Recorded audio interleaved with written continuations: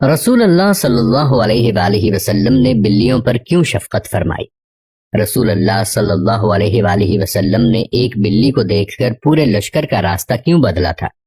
رسول کائنات امام الانبیاء جناب محمد مصطفیٰ صلی اللہ تعالی علیہ وآلہ وسلم نے بلی پر ظلم کرنے والی عورت کے متعلق کیا فرمایا تھا؟ قدیم مصری اپنی بلیوں کی لاشوں کو دفن کیوں کرتے تھے؟ بلیاں راتوں کو کیوں روتی ہیں؟ بلیوں کا آواز نکالنا نحوست کی علامت ہے یا نہیں؟ گھر میں بلیاں پالنا کیسا ہے؟ آج کی ویڈیو میں ہم آپ کے ساتھ وہ تمام چیزیں شیئر کریں گے اور ساتھ یہ بھی بتائیں گے کہ بلی کسی کھانے میں منہ مار لے تو کیا وہ کھانا ناپاک ہو جاتا ہے؟ آج کی ویڈیو میں ان سوالات کے جوابات قرآن و حدیث کی روشنی میں دیے جائیں گے اور بلیوں کے بارے میں آپ کو حیران کن حقائق بھی بتائیں گے۔ دوستو، انسان نے بلی کو تقریباً 10,000 سال پہلے پالتو بنایا۔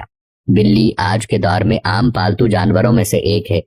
دوستو، بلیوں کو انسانی لمس بہت پسند ہوتا ہے، اس لیے چاہیے کہ پالتو بلی کو اپنے ساتھ بٹھایا جائے، سلایا جائے۔ یہ نہ صرف آپ کو خوش کرے گی بلکہ آپ کو ڈپریشن سے نجات دلائے گی۔ بلی کو اپنا ڈپریشن کم کرنے کے لیے پالا جاتا ہے اور بہت سے لوگ اپنے گھروں میں اس کو رکھتے ہیں۔ بلی کو کھانا اسلام میں حلال نہیں ہے، لیکن اس کی پاکیزگی اور طہارت کی وجہ سے ایسی بلیاں جو کسی اور کی ملکیت نہ ہوں انہیں پالنے میں کوئی حرج نہیں۔ اس کے برعکس آپ گھر میں بلی پالتے ہیں لیکن اس کو بھوکا پیاسا رکھتے ہیں تو یہ آپ کے لیے وبال ہے۔ صحیح بخاری کی حدیث نمبر 2365 میں رسول کائنات صلی اللہ علیہ وآلہ وسلم نے فرمایا، ایک عورت کو بلی کی وجہ سے عذاب دیا گیا۔ اس عورت نے بلی کو باندھا حتیٰ کہ وہ مر گئی۔ وہ اسے کھانے کے لیے کچھ نہیں دیتی تھی اور نہ ہی پینے کے لیے، اور نہ ہی اسے چھوڑ دیتی یا آزاد کر دیتی کہ وہ کچھ کھا پی لے۔ اسی وجہ سے وہ آگ میں داخل ہو گئی۔ حضرت عائشہ رضی اللہ تعالی عنہا کا بیان ہے کہ نبی کریم صلی اللہ تعالی علیہ وآلہ وسلم نے ایک دن وضو کرنے کا قصد کیا تو ایک بلی آئی اور اس نے برتن سے پانی پی لیا۔ آپ صلی اللہ علیہ وآلہ وسلم نے اس سے وضو کیا اور باقی ماندہ پانی زمین پر چھڑک دیا۔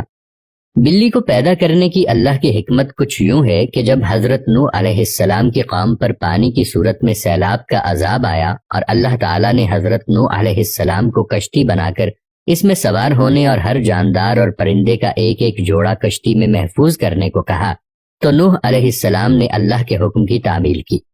کشتی پانی میں تھی اور اسی دوران کشتی میں چوہے پیدا ہو گئے۔ انہوں نے کشتی کو کاٹنا شروع کر دیا جس کی وجہ سے کشتی میں پانی داخل ہونے کا خدشہ پیدا ہوا۔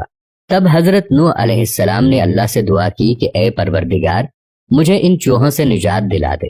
اللہ تعالیٰ نے حضرت جبریل علیہ السلام کو پیغام دے کر بھیجا اور حضرت جبریل علیہ السلام پیغام لے کر آئے تو حضرت نوح علیہ السلام نے کشتی میں موجود شیر کی پیٹھ پر ہاتھ پھیرا تو شیر کی ناک سے ایک زوردار چھینک آئی اور اسی چھینک کے دوران بلیوں کا ایک جوڑا نر اور مادہ گر پڑے، یعنی پیدا ہو گئے۔ انہوں نے کشتی میں موجود سارے چوہوں کا صفایا کر دیا۔ دوستو، بلی ایک بہت ہی برکت والا جانور ہے۔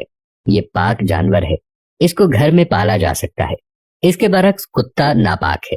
جس گھر میں کتا موجود ہو یا تصویر لگی ہو وہاں پر برکت نازل نہیں ہوتی، وہاں پر فرشتے داخل نہیں ہوتے، لیکن بلی کے بارے میں ایسا کچھ بھی حدیثوں میں نہیں آتا۔ گھر میں جب بھی بلی آ جائے تو اسے کھانے کے لیے ضرور کچھ نہ کچھ پیش کیا کریں، کیونکہ وہ آپ کے گھر کی مہمان ہوتی ہے۔ نبی پاک صلی اللہ علیہ وآلہ وسلم نے ارشاد فرمایا، بلیاں تو آنے جانے والی ہوتی ہیں، یہ چکر لگاتی رہتی ہیں، کبھی آپ کے گھر کبھی کسی اور کے گھر، یعنی یہ گھومتی پھرتی رہتی ہیں، زیادہ دیر ٹھہرتی نہیں۔ یہ سمجھ لیں کہ ایک مہمان کی طرح ہیں، جیسے مہمان گھر میں آتا ہے کچھ دیر کے لیے اور واپس چلا جاتا ہے، اور مہمان بھی اللہ کی رحمت ہوتا ہے۔ اگر آپ پریشان ہیں، دکھی ہیں، آپ کی کوئی خواہش پوری نہیں ہو رہی، کوئی حاجت پوری نہیں ہو رہی، مراد پوری نہیں ہو رہی، تو اس ویڈیو میں ہم آپ کو ایک عمل بتانے جا رہے ہیں۔ اس کو آپ نے ضرور آزما کر دیکھنا ہے، بس آپ کی نیت پاک ہونی چاہیے۔ جب بھی بلی کو اپنے گھروں میں یا چھت میں یا صحن میں دیکھ لیں تو آپ نے بلی کو روٹی یا دودھ پلانا ہے۔ ایک پیالی میں تھوڑا سا دودھ لے کر، یا اگر آپ روٹی کھلانا چاہ رہے ہیں یا آپ کے گھر میں گوشت کے ٹکڑے پڑے ہوں وہ آپ بلی کو کھلانا چاہتے ہیں تو ان چیزوں میں سے کوئی بھی چیز لے کر، چاہے گوشت لے لیں، دودھ یا روٹی، اس پر آپ نے 3 مرتبہ بسم اللہ الرحمن الرحیم پڑھنا ہے۔ 3 بار بسم اللہ الرحمن الرحیم پڑھ کر پھونک مار لیں اور اپنی کسی بھی جائز حاجت، مراد، چاہے رزق کے لیے نیت کر لیں اور وہ روٹی، دودھ یا گوشت کا ٹکڑا بلی کو دے دیں۔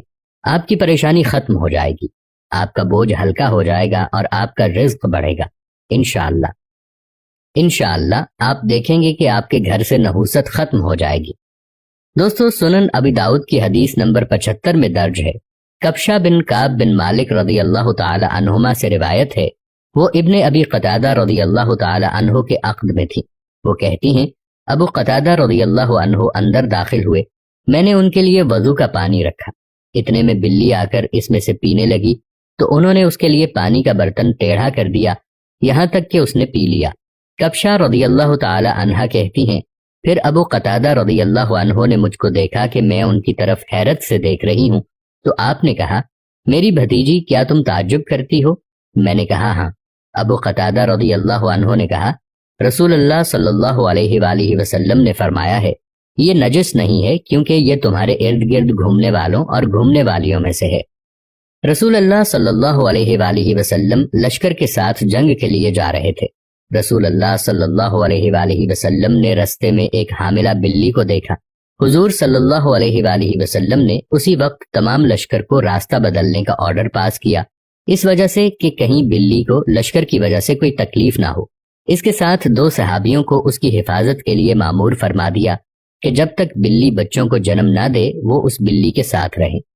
روایت میں ہے کہ واپسی پر حضور صلی اللہ علیہ وآلہ وسلم نے دیکھا کہ وہ بلی بچے دے چکی ہے، تو آپ صلی اللہ علیہ وآلہ وسلم نے اس سے شفقت فرمائی، جس کے بعد وہ بلی آپ کے ساتھ مدینہ منورہ آ گئی اور مدینہ میں ہی رہی۔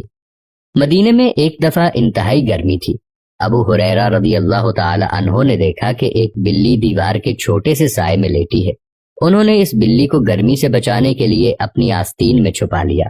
پھر ابو ہریرہ رضی اللہ تعالی عنہ نے حضور اکرم صلی اللہ علیہ وآلہ وسلم کو آ کر بتایا کہ انہوں نے بلی کے ساتھ ایسا کیا ہے۔ ابو ہریرہ رضی اللہ تعالی عنہ حضور اکرم صلی اللہ علیہ وآلہ وسلم کی خدمت پر مامور تھے۔ آپ صلی اللہ علیہ وآلہ وسلم نے فرمایا، ایک گنہگار عورت جہنم کی آگ سے اس لیے بچ گئی کیونکہ اس نے پیاسی بلی کو پانی پلایا تھا۔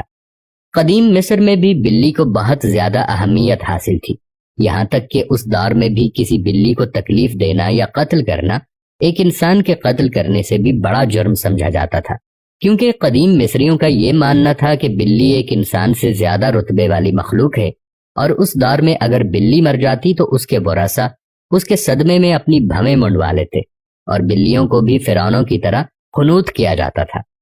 ماہرین کے مطابق بلیوں کی ایوریج عمر 13 سے 17 سال ہوتی ہے، مگر اکثر بلیاں 20 سال کی عمر تک پہنچ جاتی ہیں۔ سوال یہ ہے کہ بلیاں رات کو روتی کیوں ہیں؟ رات کو کیا بلیوں کا رونا نحوست ہے؟ تو دوستو، یہ تاثر عام طور پر بر صغیر پاک و ہند میں پایا جاتا ہے۔ بہت حد تک تو یہ تاثر غلط ہے۔ بہت سے یورپی ممالک میں بھی اس توہم پرستی اور اس قسم کی باتوں کی ابتدا ہوئی تھی، مگر اب یہ بات ختم ہو چکی ہے۔ بلیوں کے بارے میں عام طور پر بہت سی غلط فہمیاں پائی جاتی ہیں، اور یہ بات غلط ہے کہ بلی کا رونا نحوست کی علامت ہے، بلکہ ماہرین کہتے ہیں کہ بلیوں کی عادات میں سے یہ ایک عادت ہو سکتی ہے۔ ہو سکتا ہے وہ تنہائی محسوس کر رہی ہو، اور عین یہ بھی ممکن ہے کہ وہ کسی تکلیف میں مبتلا ہو۔